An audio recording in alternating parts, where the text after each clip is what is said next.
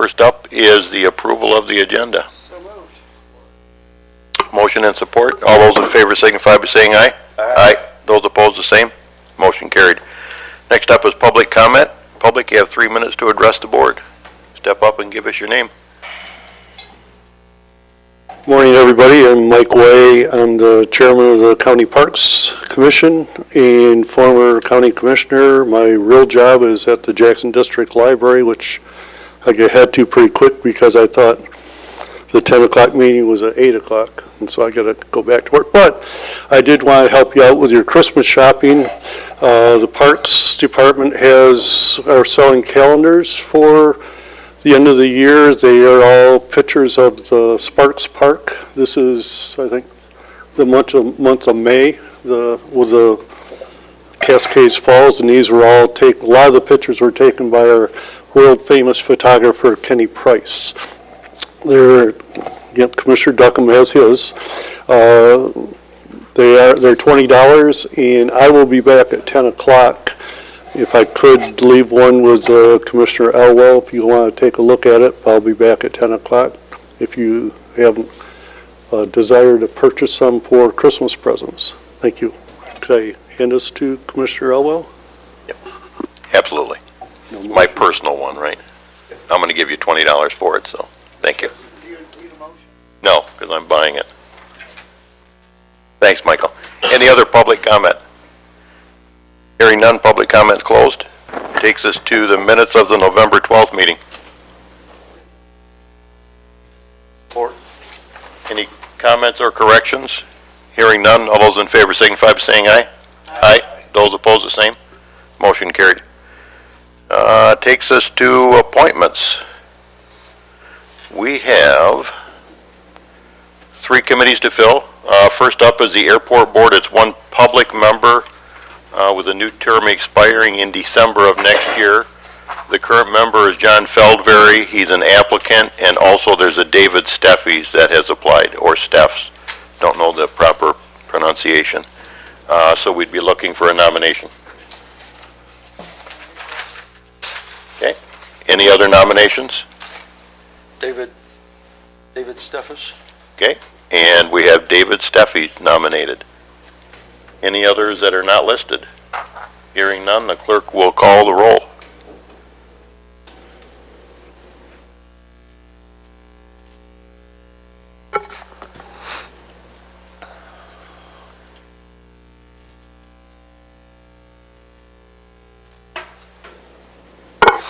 Commissioner Bear?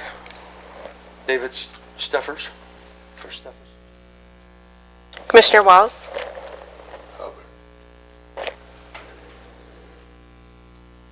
Commissioner Duckham? Feldberry. Commissioner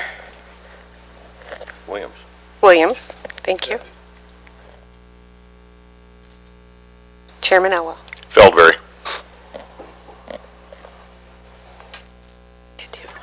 Feldberry's name will be forwarded to the full board. Next, we have the Jackson County Planning Commission. We have 3 open seats. The seats are currently held by James Vitito, Ted Hillary, and Amy Guerrero. And the 3 applicants are James Vitito again, Ted Hillary again, and Corey Richardson. And we'll fill them one at a time. So the first we will fill is the seat currently held by James Vitito. Be looking for a nomination. Okay. Any other nominations for the first seat? Hearing none, all those in favor signify by saying aye. Aye. Those opposed, the same. James's name will be forwarded on. An educational representative, that's the seat currently held by Ted Hillary, and looking for a nomination. Ted Hillary. Any other nominations? Hearing none, all those in favor signify by saying aye. Aye. Those opposed, the same. Ted's name will be forwarded on. Last is, an industrial or economic representative. It's the seat currently held by Amy Guerrero, and Corey Richardson is the last applicant. I did quickly peruse his application, but I didn't think to look that he qualified under one of these 2 qualifications. I would assume that he probably does. I think he's a member of the chamber board. So we'd be looking for a nomination for the last spot. Corey Richardson. Okay. Any other nominations? Hearing none, all those in favor signify by saying aye. Aye. Those opposed, the same. Motion carried. And lastly, we have the Region 2 Planning Commission. It's one public member. It's a seat that expires in December of 2022, currently held by Judy Southworth, and the applicant is Corey Richardson. Okay, any other nominations? Hearing none, all those in favor signify by saying aye. Aye. Aye. Those opposed, the same. Motion carried. His name will be forwarded as well. Takes us to the Emergency Management Quarterly Report. Jason Brenning, Director Brenning. Good morning. Good morning.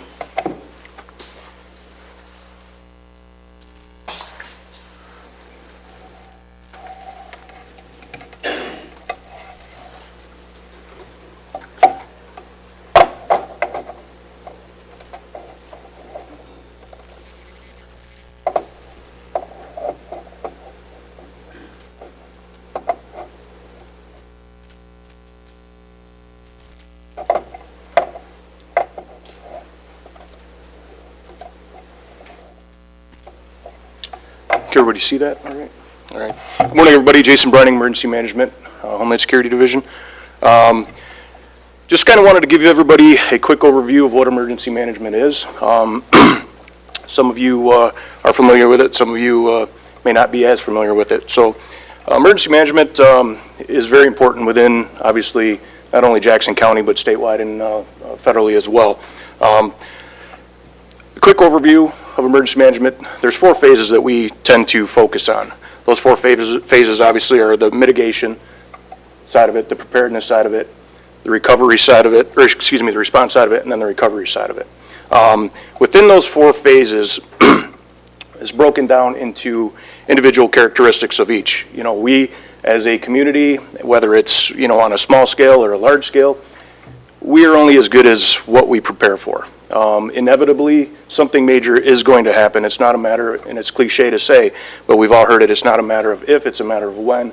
And in today's society, I truly believe that that's probably more important now than it's ever been. So the better we prepare for things now will help us in the future. Why is emergency management so important, and what is its goal? Again, it goes back to the preparedness state. We will be overwhelmed, we will be taxed no matter what happens in a major event. We've been very fortunate here in our county, knock on wood, that nothing major has happened. We've been close. We've been close with school threats, potential school shootings. We've had some weather issues over the last several years that, but you know, just by pure luck, if you will, those small events haven't transpired into something major. We've been taxed, our resources have been taxed. We had an issue with some weather-related stuff in the city 2 years ago where, I don't know if you remember that tornado or straight line winds, borderline tornado came right across the Cascades area. City DPW was taxed very, almost to the end. Obviously, if that would have went beyond that, it would have been, you know, it would have been something major, and we would have been forced to look at pulling in additional resources outside of the county. So, you know, our goal is to prepare as much as we can. Our goal is to minimize the threat, the risk, when those big impacts do happen. Emergency Management Act of 390, or excuse me, Emergency Act 390 of 1976, it's a Michigan Act. This is where we get our authority as a county. Everything that we do in emergency management, both locally and even at the state level, everything is governed by the Michigan Michigan Emergency Management Act of 1976. Again, this talks about the planning, the recovery, the response, the mitigation. Locally for us, if we were ever to declare a declaration, we get our authority from this act. Chairman of the county board, Mr. Shotwell, or myself, we have that ability under the Emergency Management Act to declare a local state of emergency. So that's where we get our authority from. That's what we're authorized by. Incident command system. Some of you may have heard about this. The fire department has been doing this for years. This was a system that started with the U.S. military in the early 40s. It's a system that like I said, the fire department has been utilizing this system for years and years and years, and it's a very effective system and it works. Incident command system, we try to train all of our first responders within the county. We try to train all of our emergency operations center staff, anybody that's going to be involved in the process of fixing or helping out in an emergency type situation or disaster situation. Everything is structured by the incident command system. It's functional, it's fluid, and it works. Just a kind of an overview of what the emergency management system, the incident command system is in emergency management is what you'll see here. It starts with the incident commander. Obviously, as you as well as I know, we can't do it on ourselves or by ourselves. We can't. We're a team. You guys are a team. We're all a team. We can't, one individual or one position cannot do it by themselves. So the nice thing about the incident command system is it's a structured system reporting to an incident commander, and everybody else below that in those different sections or different branches have their own, have their goals and their objectives to report to the top. As you can see, just a quick overview, this is just a basic incident command system. You have your incident commander, your operations, and we'll talk about this in a second here on the next slide. Your operations portion, those are your doers. Those are the ones that are going to go out, the workers on the, the boots on the ground, if you will. Planning, the planning section is going to be, how are we going to do this? How are we going to deliver, or what are we going to tell? They're going to develop the incident action plans. What are they going to do to help out the boots on the ground? This is our plan. The boots on the ground, the operations are going to execute the plan. Logistics are the ones that are getting things. They're getting the widgets or the whatever you need to supply to the boots on the ground. They're the logistics side of it. And obviously, probably the most important key piece of the incident command system is the finance. Finance is important because if you don't have the documentation that you need, when there is a local declaration that maybe go up into a state declaration, even a presidential declaration. Use, for example, the flooding that happened up in the UP this past spring that they're still dealing with. If the documentation of the financial side of it isn't there, they want it down to the penny. They want hourly. They want as much documentation as possible. If you don't have it, and a lot of those counties and areas up in the UP did not document it the way they should have, they're not going to get any funding for a lot of this stuff. Now, again, that in my opinion is obviously and probably the most important, life safety is obviously the most important side of it, but next step and almost, laterally is the financial piece of that. Because without it, we exhaust all of our resources, exhaust all of our funding, then we're, when we don't get any of that back, then we're in trouble. Next slide, emergency action guidelines. We have in Jackson County what are called the emergency action guidelines. Those are what we utilize as a county for an all hazards type situation, whether this is it's basically a checklist. Some of you receive this, some of you may not. This is a checklist of what we do as a county and how we're gonna handle that type of incident, whether it's a hazardous materials incident or whether it's a weather-related incident or even a cyber attack type incident.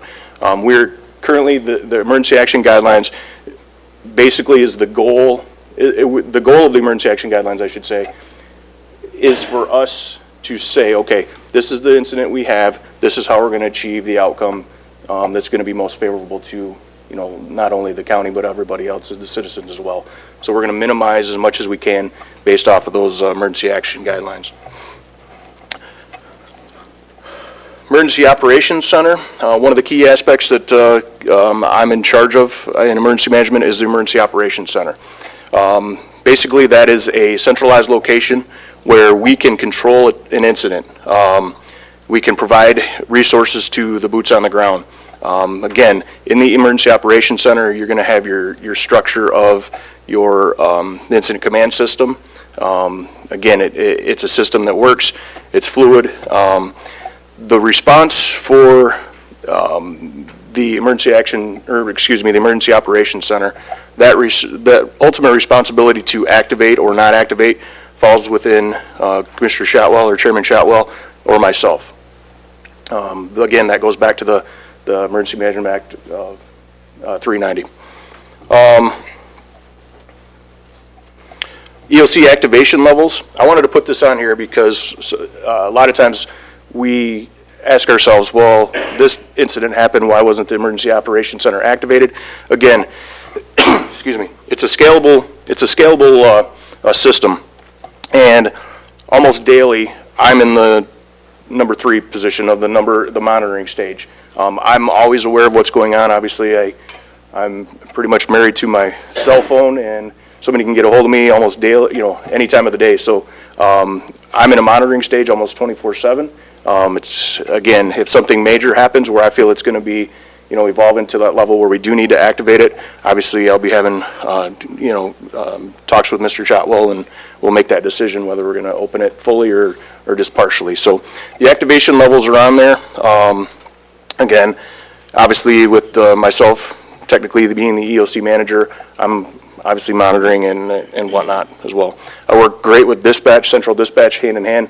If there is a major incident or something that they feel I need to be aware of, they contact me, they let me know what's going on, and then I certainly keep tabs on that until that incident or that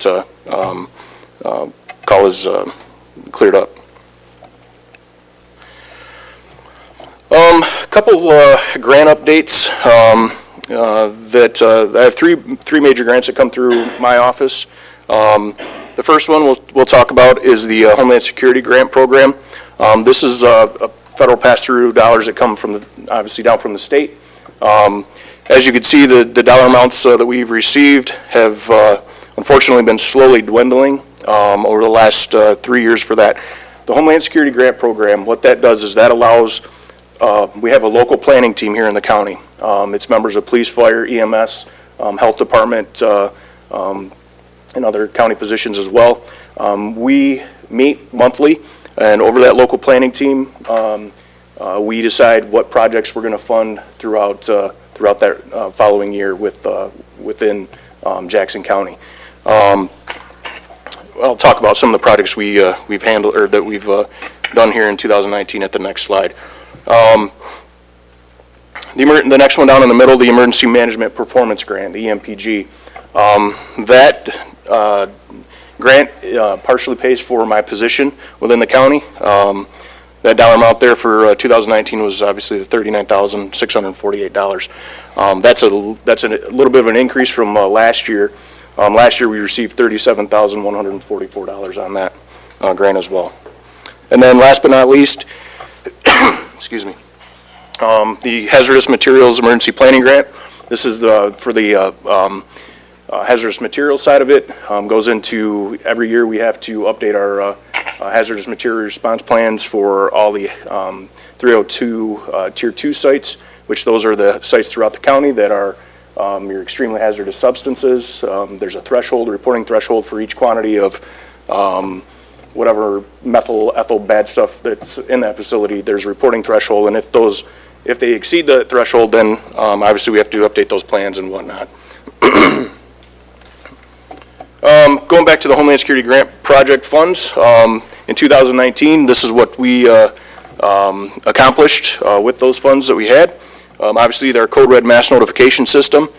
Some of you may have utilized that or received a phone call. It's a great system. It's a easy-to-use system, and it's very beneficial.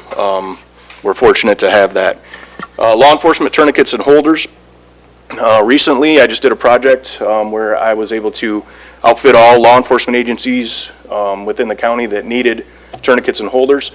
Some agencies had already purchased their own, but there were some that did not. So we were able to outfit 105 police officers in the county with tourniquets and then holders to go on their belts. So we're very happy with that. It's one of those projects we hope we never have to use. Fire department pager amplifiers. This was in regards to the 800 megahertz system. Once that transferred over, some of the fire departments rather, had advised us that they had a hard time hearing within or receiving the transmissions from dispatch inside of their fire departments, just because obviously the structure being metal and large buildings. So we were able to outfit every fire department within Jackson County with pager amplifiers. That basically it's a base station where they can dock the pager in. It I'm not the radio guy, so I'm not certain what the dB gain was, but they worked phenomenal. So everybody was happy with that. Next, we have the firefighter pager antennas. Again, some of our outlying areas, the firefighters obviously carry the pagers on their hips or pockets every day. Some of them had not been receiving the transmission from dispatch, so we were able to outfit, I believe it was 302, if I'm not mistaken. Don't quote me on that number, but it was a significant amount of antennas to help out the firefighters with that. EOC vests and identification flags. This was a project that I did when we transitioned to our Emergency Operations Center. Every EOC staff member is going to have a vest identifying what position they are, whether it's safety, whether it's the ICS Incident Command System commander, EOC manager, operations, logistics. We have vests for everybody, so they're easily identified.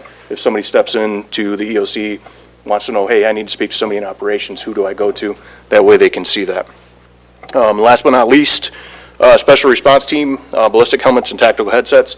Obviously, our special response team is a highly sought after and highly respected team and much needed team. They were activated a couple nights ago for the incident in the city of Jackson as well. But we were able to outfit them with new ballistic helmets, which were top of the line military grade, and then the tactical headsets.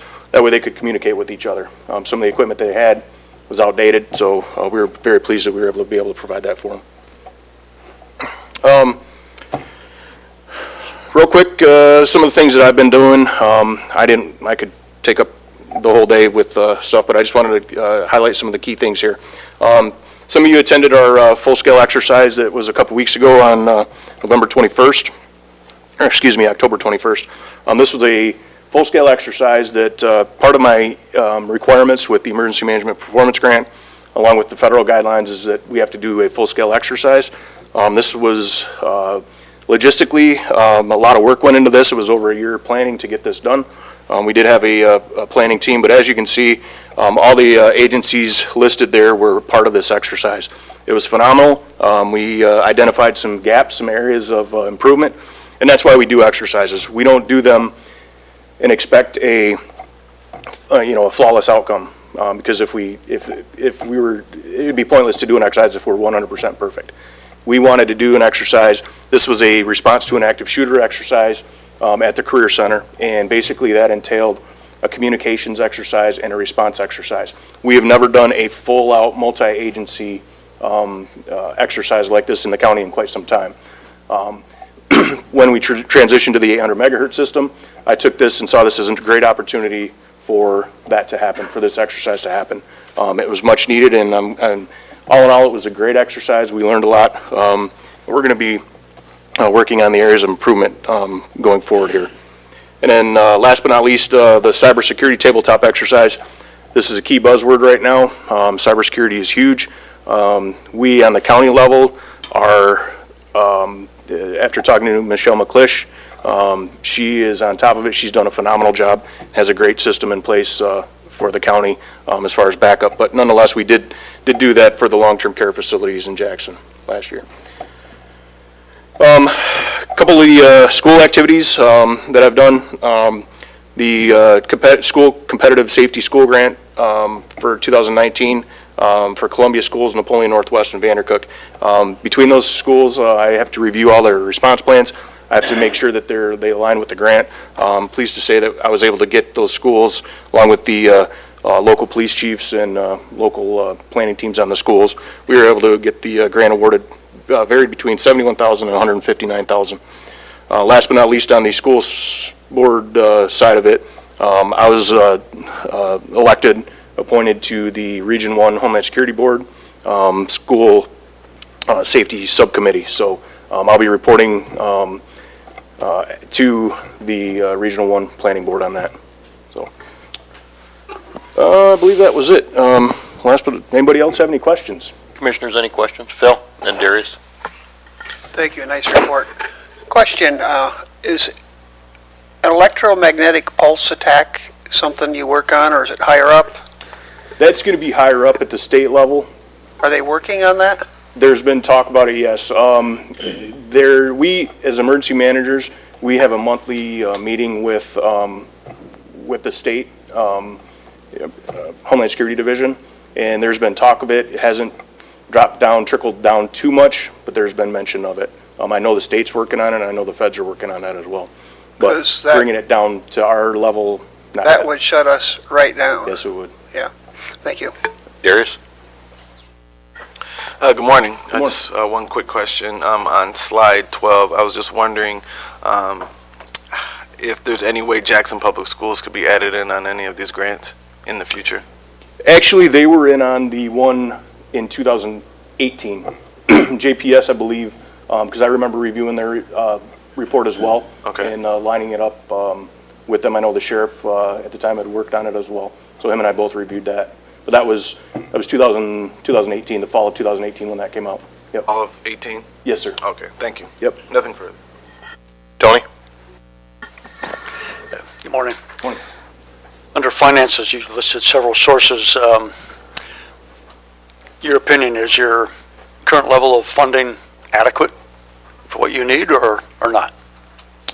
From the Homeland Security grant side of it, it could always be, it would be nice to have a lot more. Let's see, back in, I think 2007, I believe the dollar amounts were like $700,000, and then it slowly trickled down. I know at that time we were able to do a larger scale exercise, or not exercises, larger scale projects, such as some of the radio towers that we had for VHF at the time. Certainly, from our standpoint at the local level, with our planning team, we would love to have that increased, but obviously we're at the, at the mercy of what trickles down from federal level to the state, because basically that's just pass-through dollars. And then eventually when it gets to us, we don't want to see any more decrease, because obviously it's gone down roughly, $7,000 a year. But it would be, where we're at with it right now. We know we have projects that we have appointed as a planning team. We have our priority projects. Number one being our mass notification system. That is a huge project. It benefits the entire county of Jackson, every person that lives in the county of Jackson. God forbid there's a major incident where we have to, send out a notification, but we can hit 160 some thousand people within a 10 to 15 minute time frame. A lot of them, everybody thinks that we're on the do not call list or that stuff. But eventually, if you've ever done anything on the internet or anything, computer related or whatnot, or even your bills, your number's out there. So that system is a priority system. Knowing that our dollar amount with Homeland Security has gone down, we earmarked that over the next couple of years to fund. That's our number one project, if you will, is Homeland Security, or the Code Red mass notification system. Okay. And second question, if a state of emergency is declared, what changes for the average citizens? How does that impact their life and their movements? It depends on, excuse me, it depends on what type of incident it is. I'll give you, for an example, one that we were real close on, and actually Undersheriff was part of this one, the major crash out on 94 a couple years ago. It was a multi-vehicle crash. Thankfully, that wasn't as big as some of the ones you read and see on the news over on the west side of the state where it's closed down for days. We had a few hours of the highway being, or the freeway being shut down, but so for the impacts of that, again, it depends on what type of incident, what type of disaster it is. That would have been a major one. That's I-94 is a huge travel corridor. Financially with all the truck traffic and shipping and everything out there, and the impacts that it would have had here locally on traffic, because eventually everything would have got backed up, using certain business routes and emergency routes. So again, once that declaration is made, it's my vision is it's probably not going to be a declaration for the whole entire county. It may be a certain area that was impacted, certain area that was affected. One of our highest risks that we have here in the county is when we do our hazard vulnerability assessment or hazard mitigation assessment. If you think about it, one of the biggest things that we face here is going to be a weather type emergency, whether it's an ice storm, a snowstorm. We're very close over the last few years of an ice storm. That one probably would have affected the entire county. Now, we have resources that not only, once we're exhausted here at the county level, we're part of Region 1 Homeland Security Planning Board team. That's a 9-county region. We work with our neighbors very, very well, whether it's to the east, west, south, doesn't matter. We all agree and we all work together to help each other out. Now, if this went to, say, and we did an exercise on this a few years ago, this was a large power outage where they took the entire grid out for lower half of Michigan and Ohio and Indiana, we're in trouble.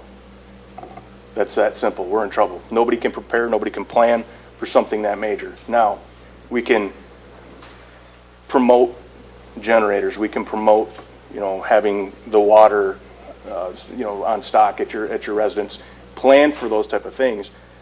But if you could only imagine how long would it take to get this stuff back, nobody can plan for months or even, heck, maybe even 6 months, maybe even a year. We would be in trouble on that. Again, it depends on that type of what that disaster is. Okay, any other commissioner questions? Sorry. Bill? The rail system, Yes, sir. I know they haul chemicals and all, and are they a higher up part of your concern with some of the stuff they carry? Yep.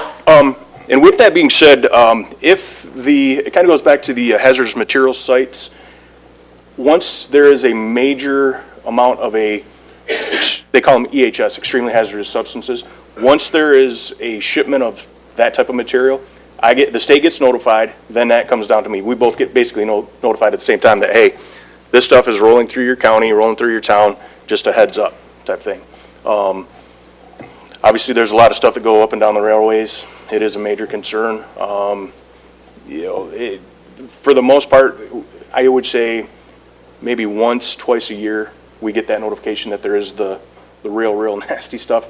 Not to say that the not so nasty stuff couldn't hurt everybody or create an issue, but under the federal transportation guidelines and reporting guidelines, they don't have to let us know if it's a small amount of whatever substance it is. So, yeah, we do get notified on that. Okay, thank you. Very good report. Real interesting. Thank you. Corey, do you have a question? Yeah, just a quick question, and it's kind of a follow-up to Commissioner Williams. Particularly for me, East Jackson and Michigan Center schools, does every school in the county actually have an opportunity under the Emergency Management School activity for some of that grant money? Absolutely, and actually, East Jackson was part of the 2018 one. Okay. They received, I forget the dollar amount, but it was a pretty good chunk of change. I worked with Steve Dorr on that as well. Thank you. Yeah, usually when I get that information, it goes immediately right out to all the superintendents. I have a group on that, so. Jason, thank you. You're welcome. Thank you. Okay, takes us down to the Public Defender Quarterly Report with Mike Boucher. Morning, Mike. Morning. How do I get to, okay, it's right there. Do you have your flash drive? I don't. No, can I just click on like that?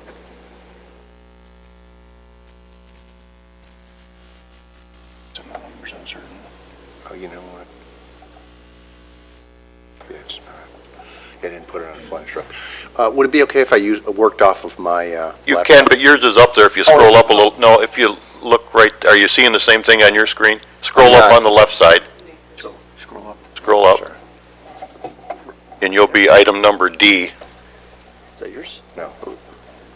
Nope.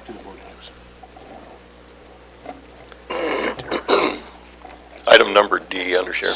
Scroll up there. There you go.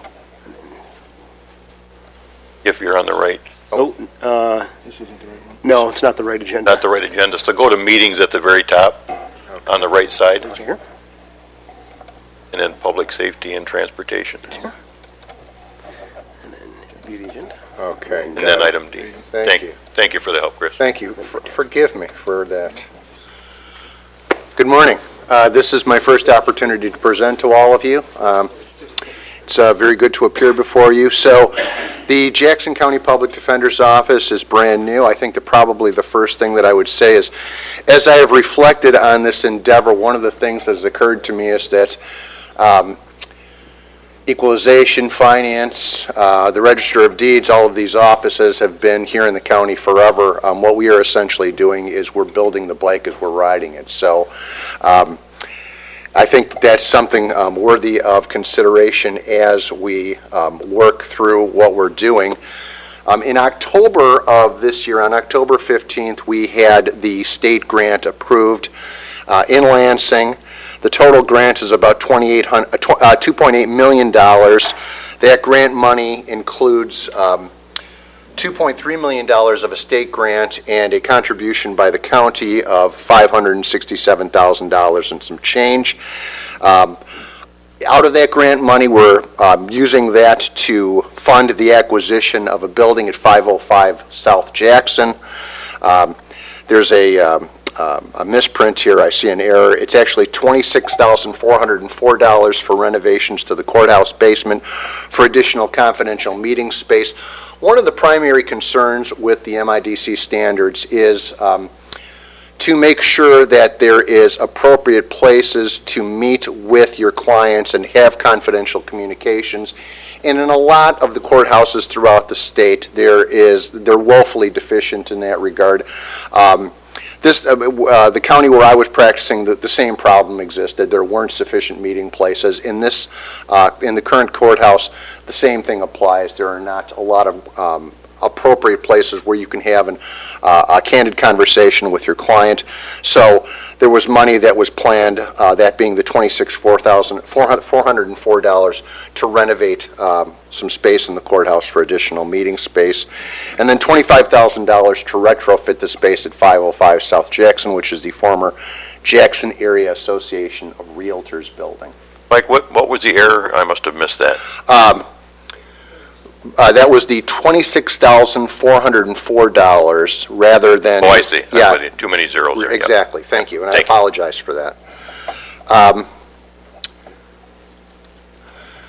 So the current budget provides for staffing for a chief public defender administrator, for a deputy assistant public administrator, 7 assistant defenders, a compliance analyst. That's an important role. This is a person, the entire budget, or the money that we're receiving from the state, is contingent on us complying with currently 4 standards. There are 8 proposed standards, but the first 4 standards are currently in place. And among the requirements that those first 4 standards are is that any attorney who's doing indigent defense work, whether it be our office or contract counsel, will be required to engage in 12 hours of continuing legal education every year. So my office, my compliance analyst, has to confirm with local counsel that they're getting that training and making sure that we're doing it as well. One of the things we're currently planning right now is we are working with a few other counties in terms of hosting a training program here so that our attorneys don't have to go too far in terms of getting that 12 hours of continuing legal education for the 2020 year. And we're anticipating that that may be in April or May of 2020. We have money for 3 legal secretaries, an administrative assistant, and the budget also includes funding for 2 corrections deputies because the Sheriff's Department is going to be compelled to utilize those resources in transporting defendants who are incarcerated so that they can meet with my staff as part of this idea that you want to enhance communication between attorney and client. So as I mentioned, 505 South Jackson is the new office. We are currently leasing the building for offices for the public defenders.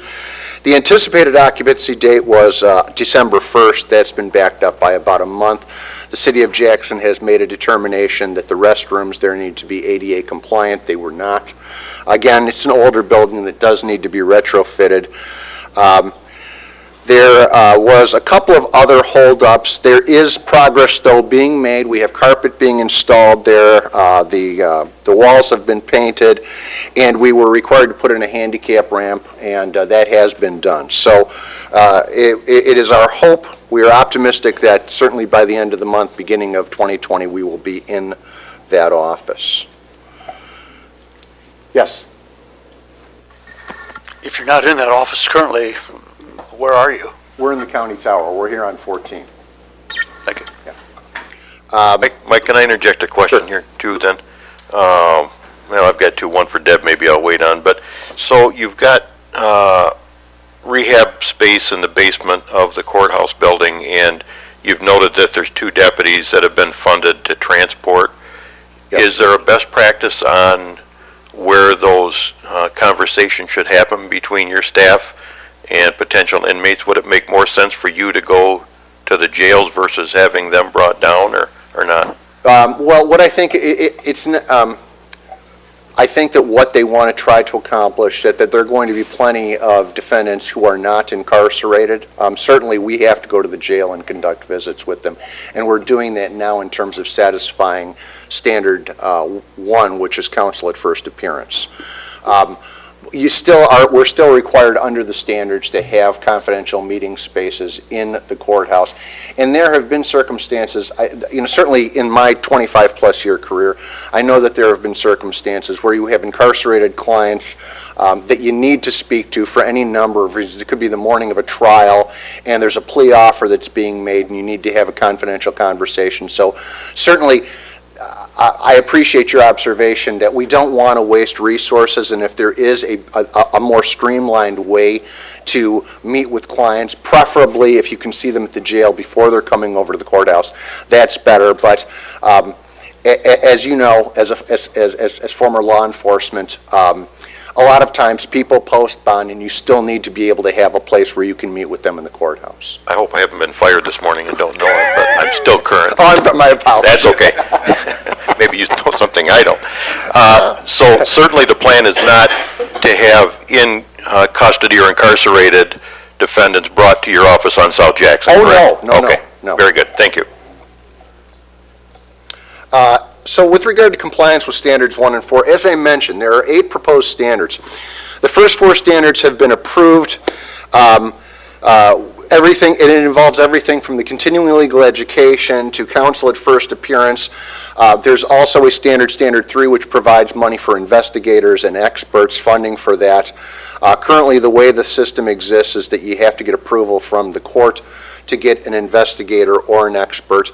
I think that the plan with the Michigan Indigent Defense Commission is for a more streamlined process for us to be able to identify circumstances where an investigator might be needed or an expert might be required, and then we can provide funding for them directly rather than waiting for the court to approve the funding.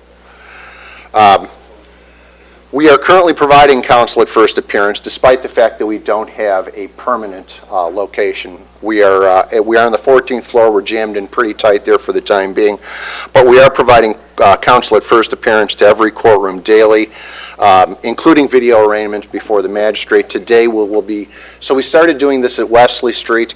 Today we are going to roll out further, and I'll be going out to Chanter Road myself and conducting arraignments to familiarize myself with the process and sort of get a lay of the land there.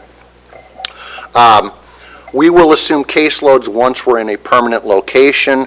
I should mention that one of the issues that we're confronted with right now is that while our budget was approved on October 15th, the contract has not been signed, and I've been advised by MIDC that bringing on our legal secretaries is not advisable, and I still have 2 staff attorneys that I have to hire. And my understanding is that with MIDC, there's a situation with regard to them getting contracts out to systems all throughout the state. So it's nothing unusual. It's nothing that applies strictly to Jackson County. It's just a delay that exists in the system.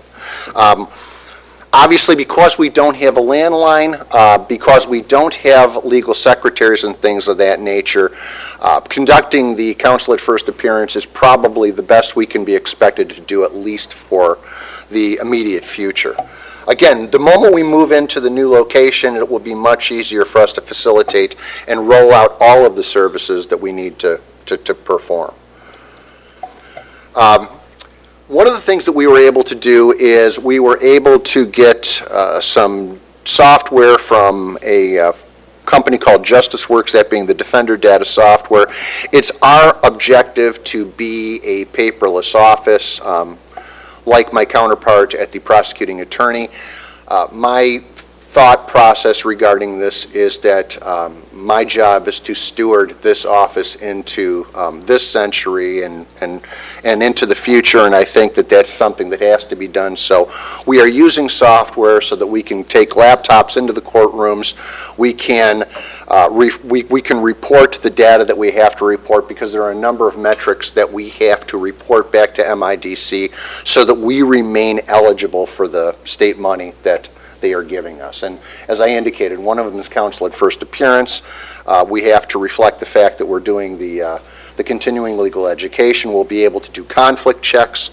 We will be able to manage our caseloads a little bit better and track additional information with regard to defendants. And we'll be able to have a calendar built right into this software. I have one of my staff members who has proven incredibly adept at training all of us on the software. We're adapting to it. I think it's going to help us along very well as we move forward. This slide just shows the what a page of the software is, and again, I apologize. I know it's not particularly easy to interpret, and I would ask if there are any questions. I've got just one. Can you go back to slide number 2, Mike? Sure. And maybe this is more for Deb than you, but, so it's got the total year grant for 2020 fiscal year, and it shows us with 567 as a local share. Do we anticipate that will stay the same or grow? And if it's going to grow, how does it grow? I would imagine that you probably would have to anticipate that it stays relatively constant for a while. We are going to be in a transition period. I can tell you right now that I've reached out to other systems, and what I'm trying to do is I look at the state court administrator number fit data, and I try to identify counties that are comparable to Jackson County in terms of caseload. And Jackson County is in a unique position. Perhaps Ionia, when again, I don't think Ionia is the same size. Pretty sure it's not the same size as Jackson, but it's comparable in terms of the number of prisons. There are a couple of prisons there. What we have here is we have 4 judges, each doing their own arraignments, and they're also doing walk-in arraignments throughout the day. We have 2 jails, whereas most counties have 1, and we have 4 Department of Corrections facilities where we're going to ultimately have to conduct arraignments at the very minimum and visit clients. So it creates a lot of logistical problems, and I don't think that it's anything that anyone could have initially anticipated until you actually get in and get on the ground and get a lay of the land. But the reality of it is this, is that it would probably be practical to anticipate that those numbers remain reasonably constant. I've received assurances from the people at MIDC that when we apply for our budget for fiscal 2021, we will be able to get additional resources. Do you have them in writing? I don't have that. What I'm trying to do is I'm trying to put all those emails into a special folder that intimate in any way that there might be some help.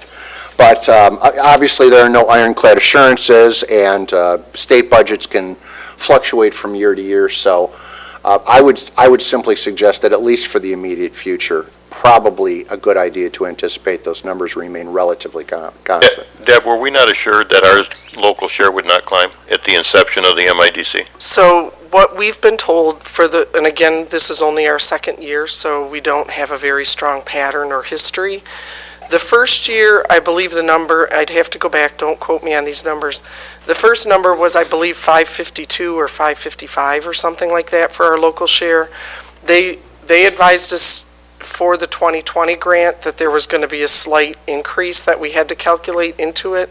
And I forget if it was a COLA or what the increase was. I'd have to go back and look at my emails. But there is a slight increase that they advised us we had to calculate into for the 2020 from fiscal year 2019 to 2020. So that did change roughly 15,000, I'm going to guess. Do you know how that equated to the share they were paying? Did their share go up? Their at share an went equal- up substantially because from fiscal year 2019 to 2020, we did change our plan. So our original plan, we were going to maintain all of our contractual attorneys, but with the proposed new standards that are coming forward, that would be a minimum hourly rate of $100 to $120 an hour. It was cost prohibitive effectively.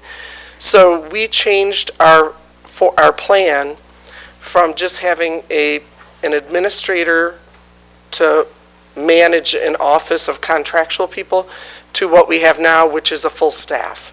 So our plan, again, I think our numbers for 2019 was like 1.2 million. So we went up substantially over $1 million from the fiscal year 19 to 20. Okay, thank you. Commissioners, any other questions of Mike or Deb? Phil? And then Darius and Tony.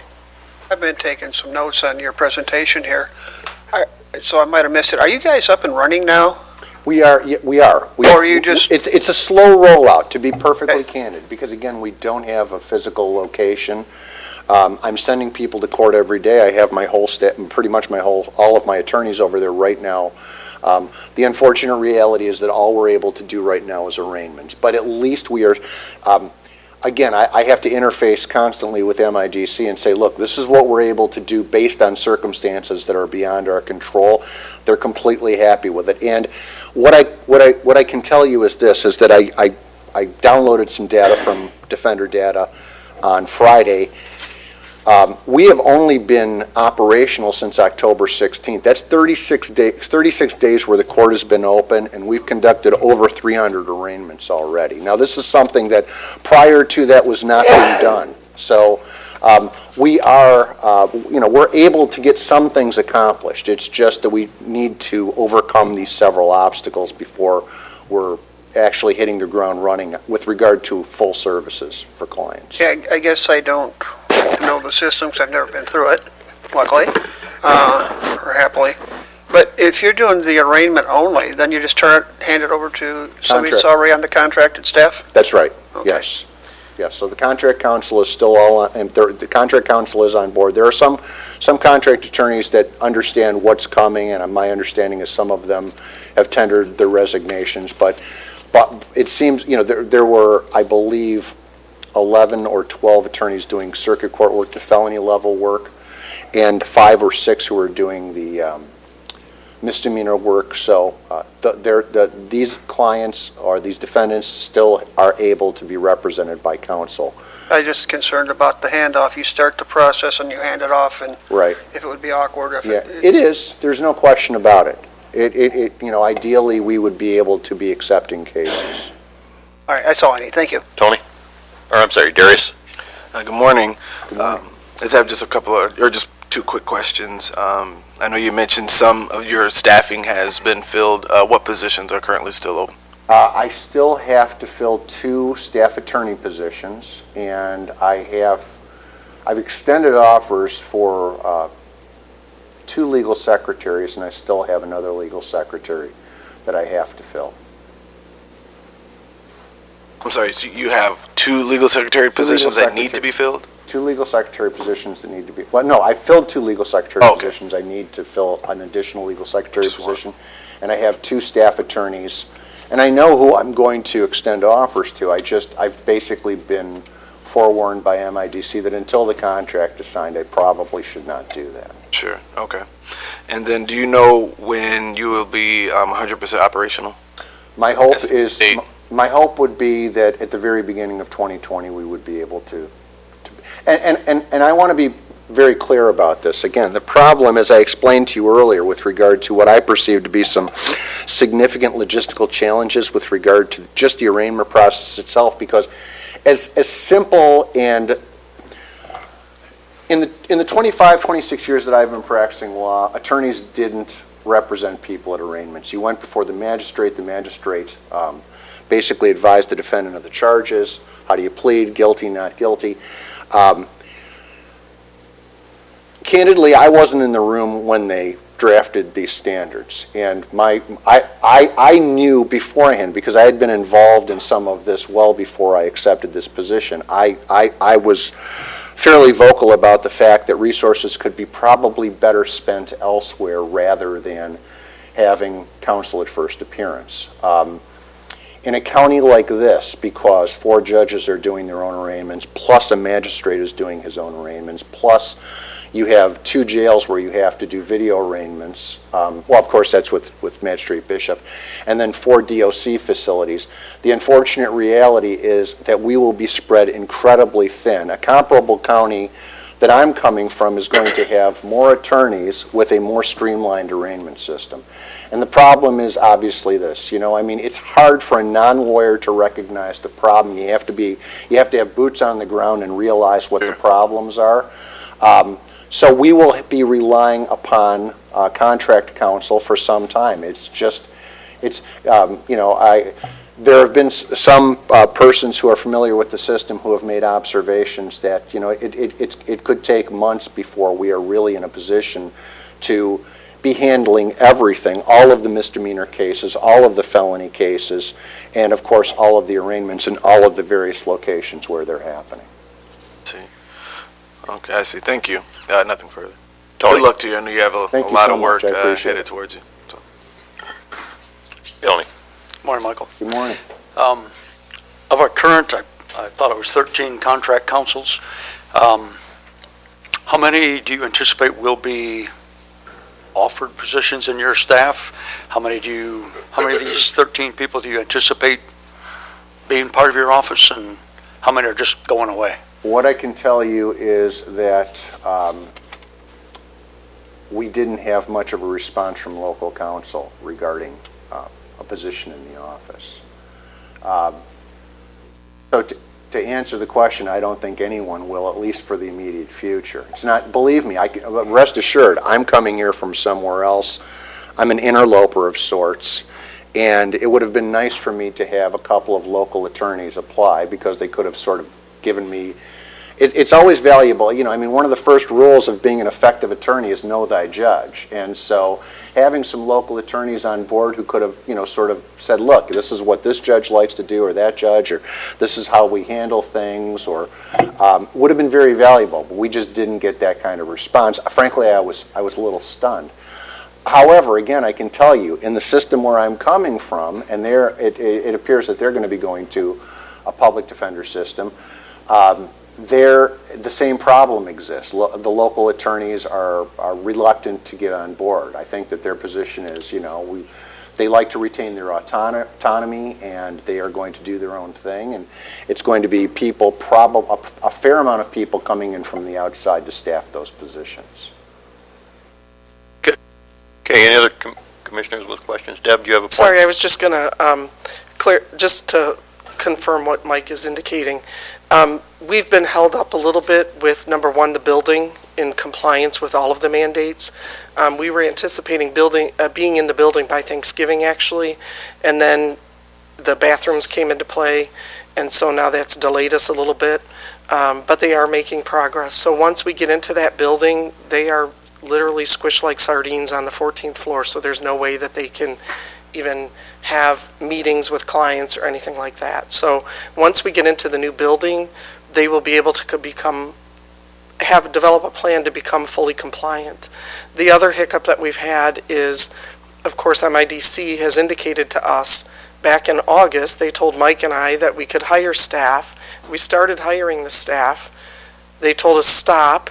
So we went to a meeting, Mike and I both went to the meeting on October 15th, which our plan was approved at that point for fiscal year 2020. So we assumed that we could move forward once our plan was approved with hiring staff.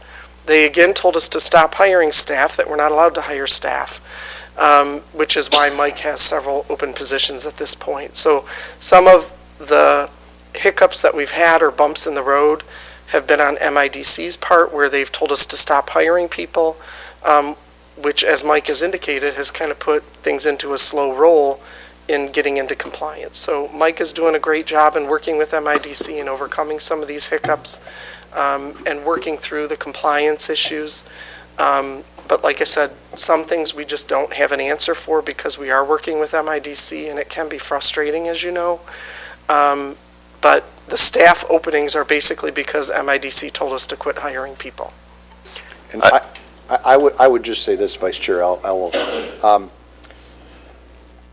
To put it diplomatically, there have been some communication issues where we were led to believe that certain steps could be taken, and then we were advised after that, once we started to move in that direction, that we were moving too quickly.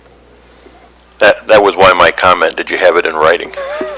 So I've been opposed to this new MIDC plan from the start, and I want to say that I think our local attorneys have done and continue to do a great job with indigent defense. It's just the fact that this got forced on us, and it's nothing negative about you. I'm sure you're doing a fine job too. I'm curious, so really what we're doing right now is we're paying two systems, right? We're paying on the MIDC plan, and we're also paying the contract plan through the courts, correct? Our local share is that 567 that you saw in Mike's report. So that is what our requirement is.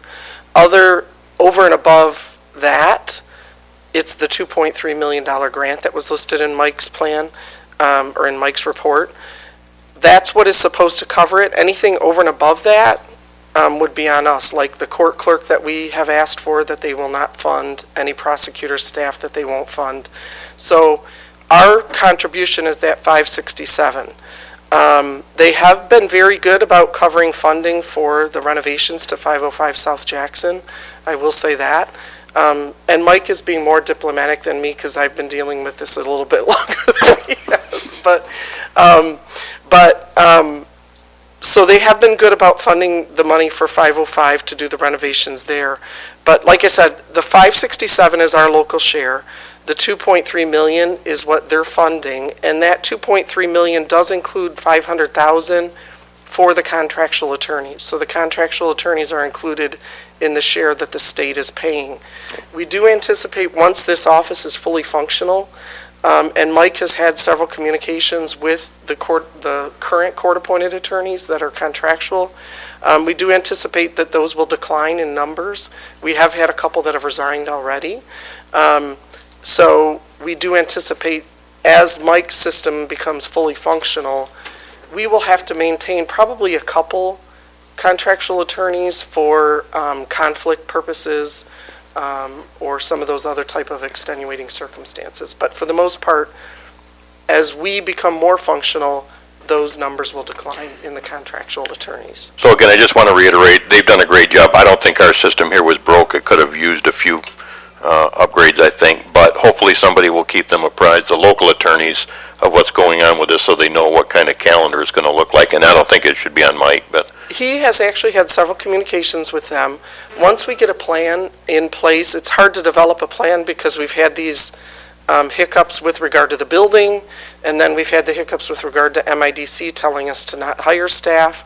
So once we get in the building and we can develop a plan, we will communicate that plan with them, and what that looks like, we will have an ability to better form a time frame that's reasonable at that point. thank you. Mike, thank you. Thank you so much. Have a nice day, Al. Okay, that takes us to the sheriff for items E and F, contracts with Summit and Jackson College. Good morning, Under Sheriff. Good morning, Commissioners. Before you, I have the contract renewal for dedicated law enforcement services for the Township of Summit. Ultimately, I would be asking for this to be forwarded onto the full board for consideration. We've contracted with Summit Township in a dedicated law enforcement capacity for decades, I think back to the early 90s, if I remember correctly. This current contract cycle ends at December 31st of this year, so we started meeting with them over the late spring, early summer. We had several conversations with them about what their contract and service levels would look like. upon looking at the data, hashing out the calls for service, things like that, we've determined that the coverage that we have out there is sufficient. So we move forward with drafting a new contract wording between the county's attorney and the township's attorney, and looking at a new contract cycle. For your, I guess, historical purposes, currently we have one sergeant assigned to Summit Township, and that sergeant is kind of the supervisor and the liaison to the township board. He or she would attend the township meetings, and they would take some of the information from the township back to the actual patrol services. And then we have 4 deputies, so 5 people total. The sergeant is actually out there patrolling. This is 24 hours a day, 7 days a week coverage, and then we also cover an additional 12 hours. Typically, it's 12 p.m. to 12 a.m. in the high call volume times and high call volume days of the week. So that is where your 5 sheriff staff are allocated out there. And then, of course, this new contract cycle that we developed would run through the end of December 31st of 2024. As we talked about before, with all of these township contract services, the township boards of those respective jurisdictions know that our services from time to time may be called out of that township to assist in an emergency capacity or as a safety capacity for other law enforcement agencies. This happens frequently with Summit Township and the southern side of the city of Jackson. We assist them, I wouldn't say on a daily basis, but probably many times a week, just for their calls of service in the southern tier of the city where they may not have staff available to back them up, or in many cases we've held calls down for them until they can get resources there. That is a shared response. The township is aware of that, and it's a good benefit to the city of Jackson and also to the townships on the southern side like Liberty, although in a less frequent basis than the city of Jackson. Obviously, as we are in our current strategic plan with the County of Jackson, safe communities is a significant capacity and a significant area as it relates to all the other functions, and obviously a safe community, somewhere that is desirable to live, desirable to do business, is what's going to attract the economic growth. So that's closely tiered to all these different functions. And then obviously the financial aspect, which is what's going to be near and dear to all your hearts, is that this was developed closely with the finance officer and the human resources director. So over the summer, I met with both the finance officer and human resources, explained our operation there, how many staff that we have, and what those costs look like, both in personnel and fixed cost. And so we developed the kind of scale of future cost, and we had gone back and forth with the township board on this. The administrator's office was kind of the gatekeeper on all of this to make sure that the costs were sufficient to give us cost recovery on our operations. And as you'll see in the contract that's attached in there, there's stepped increases for each year, and the total share the township would pay the County of Jackson for this 5-year contract life cycle would be just under $2.7 million for that dedicated service. And within those contractual rates, we also obviously budget in those fixed costs that we know, things like vehicles, gasoline, maintenance, insurance, uniforms. Now that technology is very much at the forefront of law enforcement, software licenses, body cameras, those type of things. And then, of course, the most visible thing are the vehicles. We have 2 vehicles assigned out there. Basically, we purchase a new vehicle each year assigned to the township because of the high mileage that gets driven. It's very much an urban setting, so it's very hard on vehicles. So they have a much larger share of fixed costs than maybe another township assignment would because of the constant operation and the high call volume and things like that. So those things are accounted for within that contract.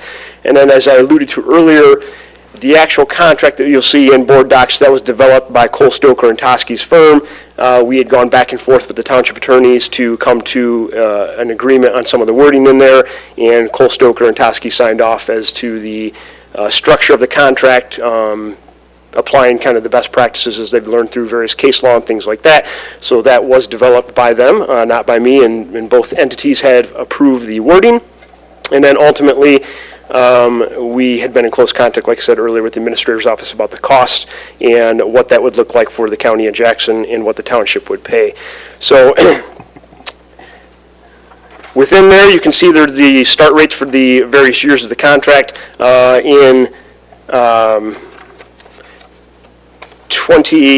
So the start of the contract, we'd be starting at about $527,000. Right now, in this current year that we're in, the cost of the contract for Summit Township is $522,000. So there's a jump up to start this new tiered contract cycle. Okay, Commissioners, any questions on the contract for the undersheriff? They do go to the full board. Tony? Then Phil.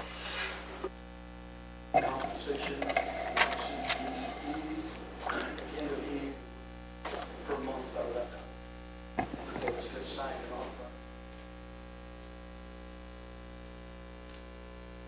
Tony, can you pull your mic up? I couldn't hear quite exactly everything you I'm said. sorry. On I'll start item over. E on 14, you said?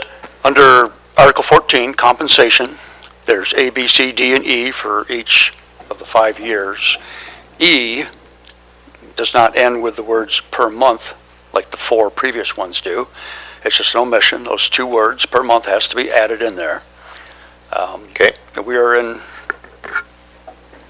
legal jeopardy now in previous contracts because wording wasn't precise enough. Yep, this is a picky little detail, but I believe in consistency and completeness, so I would. That's an easy fix, right? Absolutely. I will make that amendment and forward it on to the full board just so they can see it's been changed. Any other questions or comments? If not, we send it on to the full board. You good, Phil? Okay. Yeah, if we can have a motion to send it on to the full board, they'll make the corrections before next Tuesday. Send it on to the full board. Okay. Motion and support. All those in favor signify by saying aye. Aye. Those opposed, the same. Motion carried. Chris? And here we have a very similar contract with Jackson College that also expires at the end of this year. The difference obviously being that we only have one deputy out there who provides essentially 42 hours a week of coverage. Generally, it's in the evening hours into the late night now that they have residents on campus, permanent residents that are mostly year-round. This contract has been in force since about 2014 in some capacity. Again, same kind of situation. We met with them. They wanted to continue on with the service. We think the service level that we have right now is adequate. Obviously, the one difference with Jackson College is we do have vehicle costs accounted for them, such as gasoline maintenance, because that is a vehicle we wouldn't necessarily have if we didn't have this contract. But we don't buy a new vehicle for them. They essentially take one of the farmed out vehicles either from general patrol that has higher mileage or maybe from one of the township contracts if it's still suitable. Just because you're patrolling the campuses, there's not a lot of time spent in the vehicle. Most of his time is on foot and on bike, although the college does want us to do a variety of patrols at the North Campus, the Maher Campus up in Blackman Township. So it's not, I guess I wouldn't call it a frontline vehicle, but we still do obviously need a vehicle. And like we had just talked about earlier, the college is, and actually encourages us to handle calls within the vicinity of the college, so direct benefit to Liberty Township and Summit Township. So a lot of times we'll have traffic accidents, some serious, some not, down in the college area. And the college's logic, which is sound, is that probably that's involving some of their students or some of their staff. So they encourage us to respond to those calls within those areas and kind of give us free rein to leave the college should that situation arise. So they've been a good partner in that aspect. So again, we'd be looking at the contract cycle, which would be starting at about $84,000. Right now, our current contract with the college ends at about $81,000. And again, these costs were developed with human resources and the finance director, largely using kind of the guide and template that we had developed off of Summit Township. Okay, commissioners, any questions on this contract? And again, it goes to the full board. And if there are none, a motion's in order. Motion and support. All those in favor signify by saying aye. Aye. Those opposed, the same. Motion carried. Thanks, Under Sheriff. Thank you, Commissioners. Next up, we have J.C. Dot for the first of 6 items, looks like, for budget amendments. Good morning. Good morning. So J.C. Dot does have a budget amendment, and basically, the budget amendment on the schedule that is attached has an increase of revenue of $3.7 million. It has an expenditure increase of $11.5 million. It does have a positive impact to the fund balance because the original 2019 fund balance was 16.5. With the budget amendment, it will have a projection of 18.7 million of fund balance. Just so I've got just a couple of questions. I think on the first page, under federal and state grants, there's other state grants, or maybe Chris knows the answer to this. We had originally budgeted a little over $2 million for 19, and now we're dropping that down to $257. What happened there, if we know? Right here. Yeah.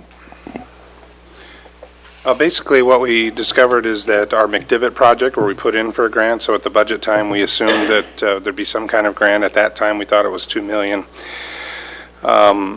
With the way It did come through as 3.7 million, as you all know. The way that you need to record the revenue in the budget is based on the amount of that money that you use in the given year.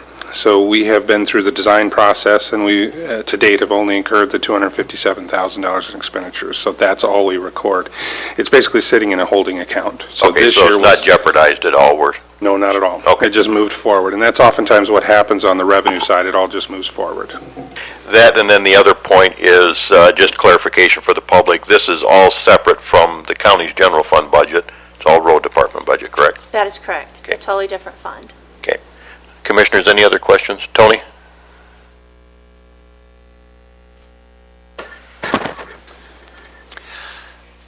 Under the governmental other agencies, the contributions from the townships is down a little over 3 million.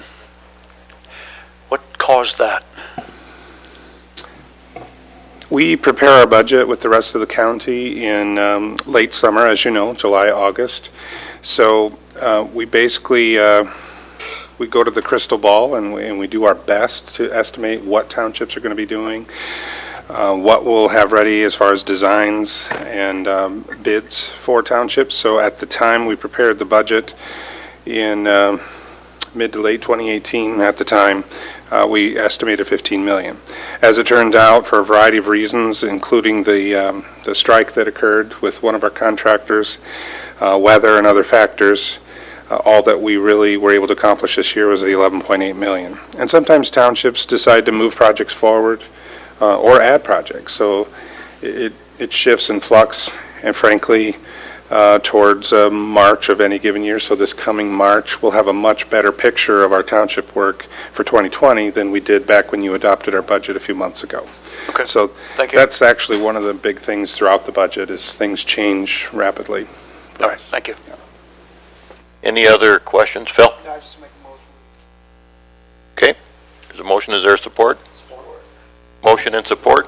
No other questions. All those in favor signify by saying aye. Aye. Those opposed, the same. Motion carried. Thank you, Cecilia. Thank you. JC F550 trucks.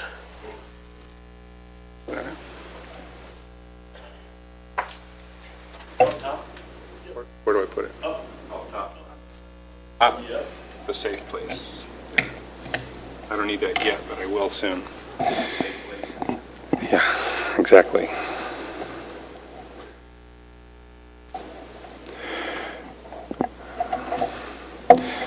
All right. We're bringing forward a recommendation to purchase 10 of these Ford 550 trucks. This is, first of all, I wanted to say that 4 of them are dedicated to the MDOT State Trunk Line crews. We experimented with the purchase of some of these 4 years ago, I believe, and they've proven to be a big success because not only are they versatile workhorse trucks, but they are great people haulers with our super cabs. We can get 4 employees inside. Sometimes it's seasonals, maybe a foreman or a crew leader's heading out with some helpers to a project site. But the big innovation here is the use. I think we'd be one of the first counties, if not the first county in the state, to use the swap loaders on these 1-tons. And with that, you'll see in the staff report the proposal to purchase the dump bodies. Those were permanently mounted on the units we already have, permanently mounted. So we'd have the dump box on it, but that could be swapped with the giant hook that basically slides the dump body off, the dump box off, and we can add then a salter body. These are intended to be used to supplement plowing. As you may have heard, we're having trouble recruiting folks with CDLs. So our plan is to have larger Boss V-plows on these units and use them in the subdivisions for the cul-de-sacs and tight radius areas. Many snow events, most of them, in fact, you don't need a large plow truck. And plow trucks, as you know, are $200,000 to $250,000. These units fully outfitted with the various swap loader options only come to the 130,000, so about half the cost. So we get a lot more bang for the buck. There will be those heavy snowfalls that we need to have those bigger plow trucks go in, but at least we're hoping these units can make that first pass and get subdivisions and locals open. We also have some bridges that are under weight restrictions. We cannot pass over them with our big dump trucks at this time, our big plow trucks, so these units could actually scrape off those bridges. And also clean intersections. Our plow drivers, they have to back up. There are safety issues with that in intersections. If they can just sweep through and they know this truck will be coming shortly to clean that intersection out, it really helps. I guess I think of it like the tortoise and hare analogy. The big trucks are the tortoises, and these are jumping around with not necessarily CDL drivers, but skilled operators nonetheless. So back to the swap loader options. The dumb body is the first and foremost. That's the most versatile attachment. Then the salter for winter months to be able to treat those local roads, those subdivisions when they are plowing them. A hot asphalt box, so not just putting asphalt into the dump box, which is sometimes done, but we want to have a heated asphalt box that uses engine heat and supplemental heat to keep our asphalt warm while we're patching. And then lastly, a chip body, so that when we're out trimming trees and so forth, we can run our chipper and just blow the chips straight into the box and come back and dump those. So we're quite excited to have 2 of these in each garage, plus the 4 on the state trunk line. It's kind of the Swiss Army knife thinking, something I discussed back in September when we were putting forth the bond issue. So we think this will greatly enhance our effectiveness and efficiency, and frankly, it'll reduce the need to purchase additional light-duty pickups with something more useful and much more durable. Chris, 2 questions for me. One is you've come to the conclusion that the gas engine is the way to go versus the diesel. We did explore that, and yes, we wanted to try the new gas engine. I think it's a push rod gas engine paired with a 10-speed transmission. The diesel has some advantages with torque and so forth, but we've had great luck with the gas engines in the Ford units. And then you're proposing buying the trucks themselves through the Macomb County bid versus the My Deal contract. Is there a warranty difference buying from one versus the other? It seems like My Deal made them extend the warranty longer, but I don't know if that's the case with Macomb or not. That's a great question. I'll have to get verification on that unless, Bruce, do you know? I don't. I know this is the same exact contract that we used to purchase all the pickups that we purchased previously. But we'll verify that. It's a good question. And I say that because of experience with patrol cars on the My Deal bid. So this is for the complete package. It does go to the full board because of the amount, but it's for the trucks and the cabin chassis and the associated body build, correct? Yes, and it's 10 full body builds with all 4 of those attachments for that price, so it's really a lot of bang for buck. Hey, Commissioners, any other questions? Tony? Dave. Good morning, Chris. Morning. The third document listed here, the quote from Signature Ford, addressed to the Jackson County Road Commission, gives a quote for 8 2024 F-550s. And you're intending to buy 10? That's correct. We will get a revised quote with 10, but our understanding is the price will be identical. So at the time this had to go to press to get to you, we had the quote for 8, but our team had been talking about, on the state side, needing 2 additional units. Because I don't know if you're aware of this, but we sold one of our 2 or 3-year-old units to facilities, and it's been a great vehicle for them. We had not yet replenished that. So, but when we did our full analysis and learned that MDOT was increasing the maintenance budget for state trunk lines, we realized we would actually need more on this end, again, to reduce the need for pickups as well. Chris, the price in our packet reflects the 10? Correct. Okay. Yeah. And we'll substitute the quote with the 10 unit number. Did you want to price?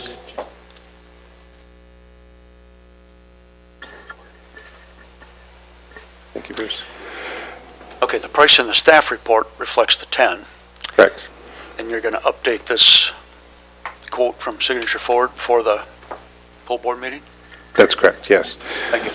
I did want to clarify, Mr. Chairman, that Bruce just reminded me that the plow units are not included in this. So the plows that we put on front, the chassis come plow ready, but we will have that as a separate item in the future. That'll be 10 plow units, I assume, correct? Correct. We're continuing to evaluate, do we want plows on every single unit or just a subset? We're not yet sure. Do you plan coming back to this committee another month for that, I assume, and not try and do it for Tuesday's meeting? Accurate? Correct, that's correct. There's no hurry for the plows because winter, we won't get these units until probably June, so we have some time. Now that you say that, we'll get a storm. Phil? The SWAT bodies, there's 4 different SWAT bodies. Are we getting SWAT bodies for all 10 trucks? We are, yes. We're actually continuing to evaluate that. So we're seeking your blessing to do that, but we're asking questions, at least I've asked the question internally, do we really need 40 of these bodies? So far, the answer is likely yes, but we're probing into that to make sure we need 10 chip bodies, 10 salters. I think 10 salters is an absolute yes, and 10 of the, so the chip boxes might be the question. We might be able to reduce that. I would think the heated boxes would be That's the a good question. point. There could come a day we could always add them and purchase them. That's the nice thing about swap loaders. You can buy other bodies to add, job boxes, things like that. I don't know the breakdown of the costs. I was looking for it here, but I was in a rush looking for it. Right. The heated boxes, they're probably pretty expensive. I'll check into the breakdown. I don't know if it's listed there as an itemized. It's not. No, it's not. We can find that out. There are days, though, here's our problem, is if we get some mild spring days, this is before our private crews start, we like to say go patch, emergency pothole filling. That's when you really need them. Chris, is it also not true that these trucks are going to be spread out between 3 or 4 garages, correct? They're countywide. Right. Yeah. So 2 down in Clark Lake, 2 Parma, 2 Henrietta, and then the 4 for state trunk line use. I just question the need for 40 of them, 4 for every truck. It seems like Right. you could be mixing and matching on projects, and Correct. box that one truck uses in Parma, maybe it'll be borrowed for Grass Lake on a different project. And Right. Okay, I'm good. Thank you. If you can parallel process, and like I said with patching, we're looking at the cost benefit of that closely. Thank you. We think the same. Steve, you have a question? So I understand the trucks are going to become operational 2021, winter 20, and then spring 2021 type deal is your plan, so you'll buy them in June of 20. So in the past, we've had end of streets and cul-de-sacs that the drivers have overstacked in driveways. Is this going to help alleviate that problem, or Yeah. that's the idea? This is exactly some of the idea. Thank you for asking. Sledgehammer versus a tack hammer for certain jobs in carpentry. This is exactly that. Especially as we add wing plows to the big trucks, it's easy to go through and shave off yards in subdivisions. So these are more like a surgical knife, a little more control on the part of the operator, maneuverability, turning radius is much better than the large trucks and so forth. So it's a lot more nimble, a little higher level of care, and safety as well. Visibility can sometimes be better than the large plow trucks. We need both, but we're trying to find the right balance. And I am forecasting, as we continue to replace plow trucks, we have 7 more coming here in 2020, it's going to diminish the need for additional plow trucks in our future, potentially. Okay, any more questions from commissioners? If not, a motion's in order to send it on to the full board. Support. Motion and support. All those in favor signify by saying aye. Aye. Those opposed, the same. Motion carried. Telehandler.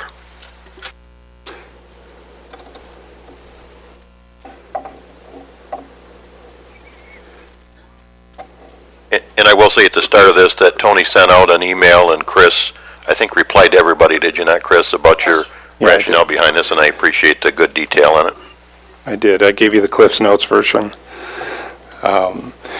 Sorry for my long response, but I wanted to be complete. I know this is a lot of money, and I realize the gravity of these decisions that you need to make, so I just wanted you to know the deep thinking that we go through and the vetting internally here. before we make these recommendations. So I have the same presentation you have with a couple of edits. I'll just quickly roll through this. I've added this slide here. You don't have it in your packets based on some of the questions I got. You'll see on the one picture, the forklift. That's a pretty old unit. And here we are assembling the Pope Church Road Bridge internally in our garages, and we need to move these heavy pieces around. Our forklifts are not very reliable, and I question the safety of them. So it's been a huge priority for us over the last couple, 3 years. Our first obligation was, of course, to get out and fix roads, and a lot of our equipment has been in pursuit of that endeavor. But we have to think about the behind the scenes and the support, and these are great examples. These Teletrucks are great examples of again, back to the Swiss Army knife idea, much more versatile than, quote, just a forklift. The forklifts are confined to a hard surface, indoor use, and we have no choice. We can't just do nothing. Our forklifts need replacement, and we went through some study on the cost of that, then learned more about the new Teletrucks. On the other photograph, you see a rented excavator lifting off the components of the bridge that were put together in our garage from our flatbed, and the telehandler that we're talking about can serve like a crane and do this work for us in the future as well. So the Teletrucks are cute little things, to be honest, but they have quick attachments, so it's not just a forklift. They have a telescoping boom, so if you have a pallet loaded, you can slide it into the truck or pull one off without necessarily having to drive into a truck to get the pallets. You can put on the buckets, as you see here, and they're small 1 to 1.5 yard buckets, so they're perfect for loading the 1 tons that we were just discussing. When you take a giant loader, again back to sledgehammer and tack hammer, you get some spillage of the salt and aggregates. And we also have to load 1 tons when school districts and villages want to buy some patch material from us, some aggregate, some salt, and so forth. Even facilities, the county facilities department comes to pick up salt. And so the telehandlers can also be operated by our stockroom staff. Rather than learning and training on a giant loader and all the safety issues, this is something they can master easily. The operations of it are very simple after some training, and we like that as well, that it allows additional staff to be able to load not only our operators, but customers that come in and buy material from us. So I won't go through all the details. They are more expensive than simple forklifts, but we really like the versatility that they add for us. The telehandler is the next item, and I can pause here if you'd like. Or are we on telehandler? We're on telehandler, actually, so I'll continue if that's okay, but you'll hear nothing from me on the next item. So it's basically a giant Teletruck. You see these on construction projects all the time. They're very versatile machines, heavier duty loading, 9,000 pound capacity. The boom extends out about 40 feet, so you can go up vertically, you can go out quite a distance, working as a crane. Where we'll use this every year, behind the scenes again, all the plow trucks, if you look closely, they're a dump box with a V salter box inside with some tanks and some other apparatus. We are trying to be more organized with our new storage buildings especially. We want to store all those things inside, so we're looking at installing some special racking once the storage buildings are fully complete. The telehandlers, though, can serve as that crane to pull those V salter boxes out. They're relatively heavy. We currently use our grade-all and some chains, but this machine will make it quick and easy for us to pull out of, 60 to 70 plow trucks in the fall to install them, and then in the spring to take them out.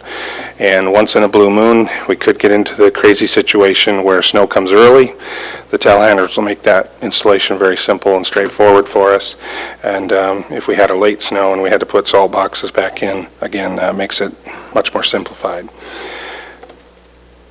And just sometimes moving things around the yard that are big and heavy, getting a large shipment of culverts, this makes it simple.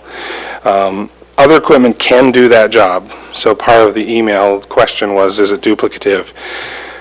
Some parts of our department require redundancy, I guess I'd say. Hopefully our hydro digs are out on roads. Hopefully our loaders are busy.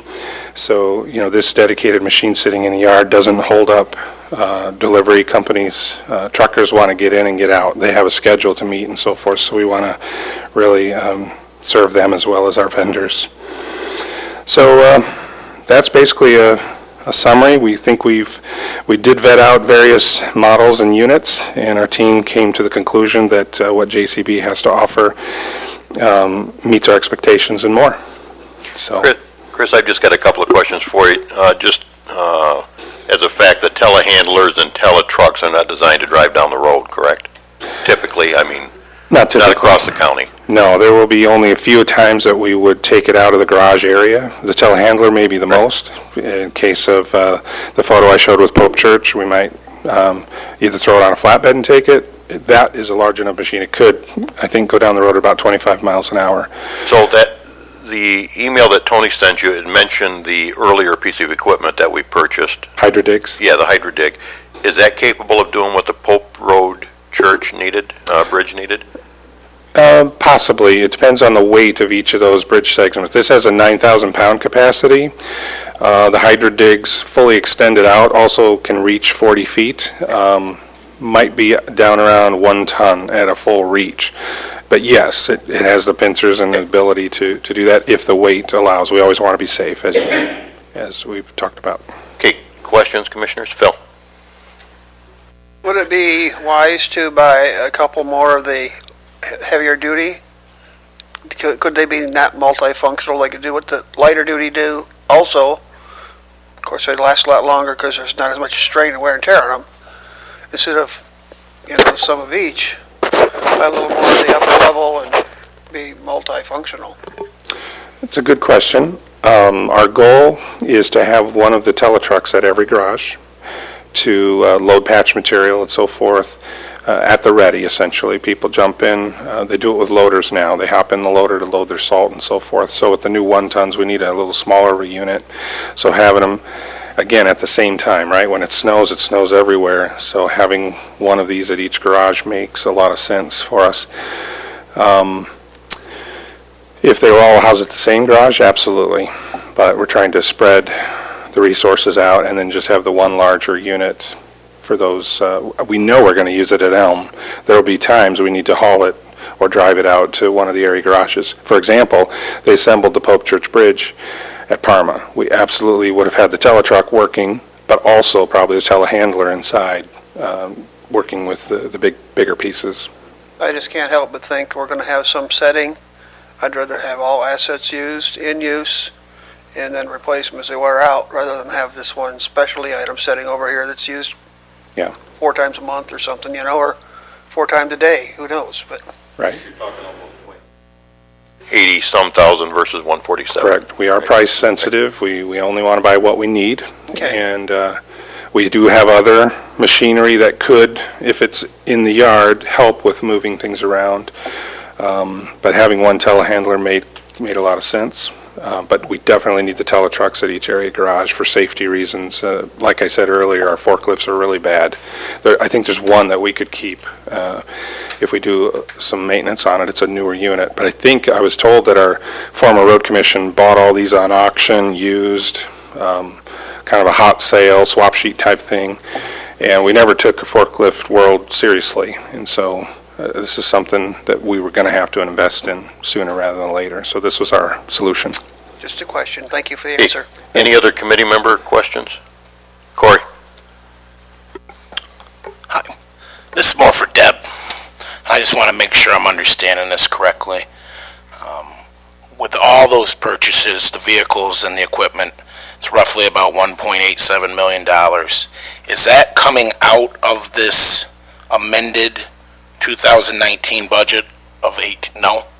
What budget will that be coming out of? I believe this is coming out of their bonds that were approved. This is coming out of their bond purchase. Yes, and it'll be in the 2020 budget, where you do have, we have a large capital budget there. We forecasted all this. This has been in the works for some time. Mike and I have strategized on various needs as part of that bond issue. So from a fiscal point of view, we'd be in good shape. very good shape. Some of these purchases, I know you're cutting a check, but they save us a lot of money and they reduce our risks, our injury to employees, and frankly, improve the work environment, Okay. which is very important for us in retaining and recruiting good people. Thanks And for Chris, explaining that to me. with that bond, you've only got, what, a 3-year window to execute your plan and spend the funds, correct? That's correct. Okay. Thank you. So first up is a telehandler. We'd be looking for a motion to send it on to the full board. Support? Motion and support. All those in favor signify by saying aye. Aye. Those opposed, the same. Motion carried. Next up is the Teletrucks, which Chris also covered, and same thing, that would go to the full board as well. Support? Motion and support. All those in favor signify by saying aye. Aye. Those opposed, the same. Motion carried. Next up are the generators for the Henrietta and Parma garages. Chris? In similar fashion, I've mentioned a couple of times today that we're trying to organize and improve our work environments around the county. It's been on my, having been here 5 years, on my long list of strategic issues. Some time ago, I realized that only our Clark Lake and our Elm facilities had generators. So clearly, I'm sure you're all aware that we are first responders in emergency events. In fact, we often say in our industry we're the first responders, in the sense that if it's snowing like crazy, we have to plow the path for the ambulance to get through, so to speak, or the fire trucks.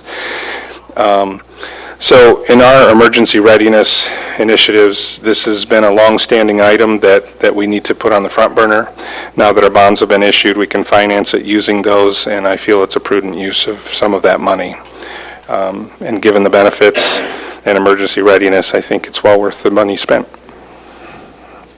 Well, Chris, I'll say that I support doing this, and the one thing I'll throw in there is a thought I had this morning about generators that we've taken out of service from our old VHF radio tower system. I thought of it this morning, so I sent you a quick text and email and asked that you check on that, because I think we have 2 large generators at least that are sitting somewheres. I don't know the hours on the size of them. I think they're diesel probably, but Okay. Thank you for even letting us if know. this will be for committee action here, but even if we do approve that, I think it behooves us to check on those to see if we can repurpose them Absolutely. to save money. Jason Hammond has been working with Rick Shealy from Facilities on those. So actually, Deb, when I was reaching out to Chris this morning, I reached out to Rick Shealy also, and he sent me a tentative text back. He told me he'd have to check on it, and I think it does merit at least looking at. So I think he's got 1 or 2 of them that may have been spoken for, but still merits checking on, I think. So any other questions from commissioners on this proposal? Darius? I just have a quick question. Do all of our garages have generators? They will after this is done. Okay. Our JDOT garages, yes. Okay. All right. Thank you. Nothing further. Okay, we'd be looking for a motion. This gets approved here at committee. Okay. What a team. We have a motion and a support. All those, I'm sorry, Tony?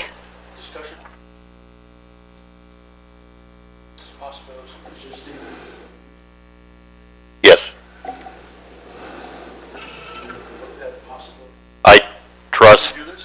I trust that Chris will do that before he calls up and orders generators, will you not? We will. A lot of times when we ask for your approval, you're giving us the approval to do it if needed, but we continue to do homework, and there are times we don't spend everything we've asked for. If you want to modify the motion to make it contingent on that, but I trust that Chris will check on it, and if they're usable, then that's what we'll end up with. Absolutely. Okay? Yeah, thank you. Rodney, do you have a question? Well, part of that determines the size of those. A lot of those ones that are out there on those towers would not be big enough to handle the full garage. So I agree that's possible, and I do think, though, that they're fairly large generators, but I've asked, the question I ask of Rick is, how large are they, how many hours on them, how many are there, and what fuel type?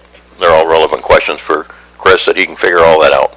Yeah. So We still may be able to use them for supplementary facilities we have, storage building use and so forth. Yeah. Right. So there's a motion and a support on the floor. All those in favor signify by saying aye. Aye. Those opposed, the same. Motion carried. That takes us to Chris, is it still you? The monthly report. Yes. And my meeting ends in 15 minutes, Chris. Okay. I got to get out of this presentation quick.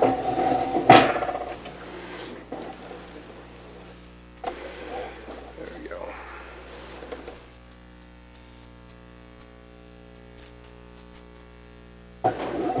It's a big file, so give it a moment. While that's loading, I just wanted to echo back to the budget if I could and just explain that your JCDOT budget is one of the most complicated animals you'll see for a variety of reasons, because we go through the budget process so early. But as you know, with our department, we reflect a philosophy of proactivity, responsiveness, and just-in-time delivery sometimes of our projects and designs. So we're not afraid to, even though the program was this, we're not afraid to reevaluate priorities midstream and make changes. So also you need to know that we are in the midst of record-setting levels of work, and so it's sometimes a bit like running a marathon while trying to get your clothing on or off. It's challenging, and there's an art and a science to it. So thank you for your approval of our proposed amendment. Many things in the report. I won't go through all the details, but I did want to do what I call a feature project highlight, because we're real proud of the work our team has done on the Pope Church Road Bridge. So let me try to advance here if I can.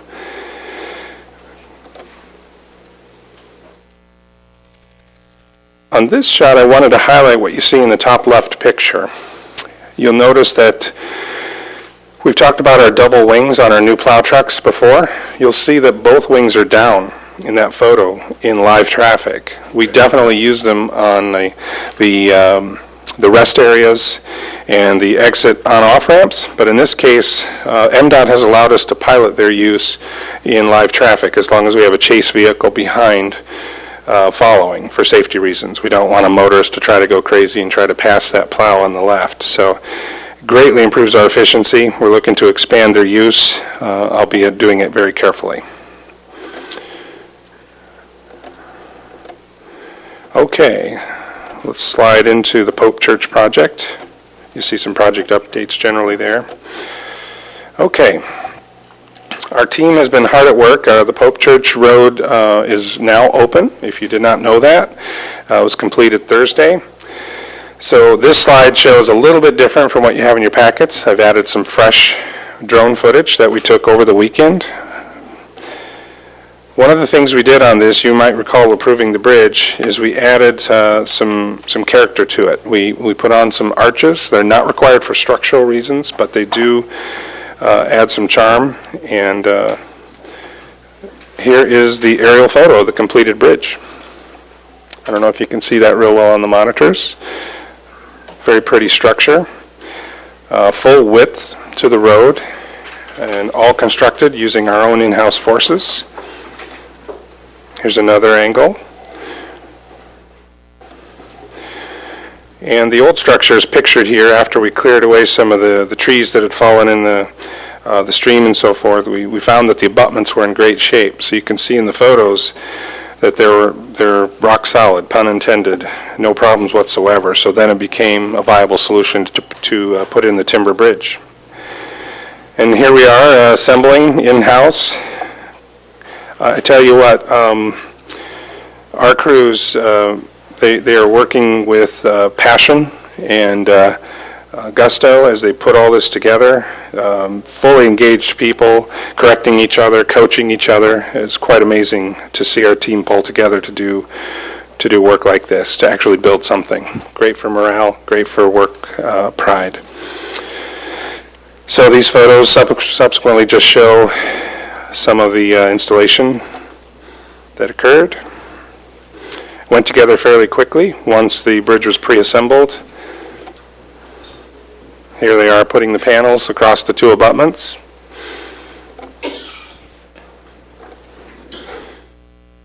Working in the cold water, standing in the creek as needed to get the panels bolted together.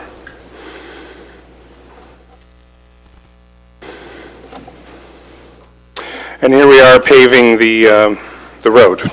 Now, this road will be paved next year. It's in our program. So it's a temporary deck on the bridge, but contrary to popular belief, you can pave these timber bridge decks, and it works very well. So this is a video. Hopefully it'll play. Is it showing up for you? Yeah, there we go.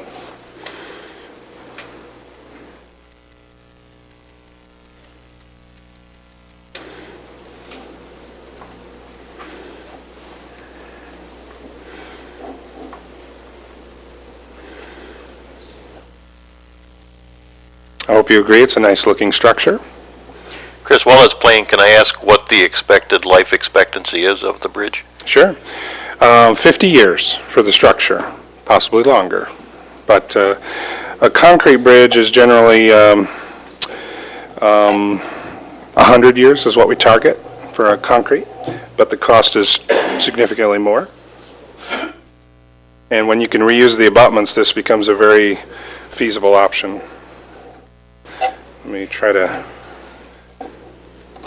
just a few seconds more close up, you can see the striations in the timber. The preservative on this is a copper naphthenate. One of the advances in the timber bridge industry over the years has been the use of environmentally friendly preservatives. In the old days, creosote was one of the ways to preserve timber, but the use of copper naphthenate as a new preservative, especially over waterways, has proven to be a big innovation for the industry.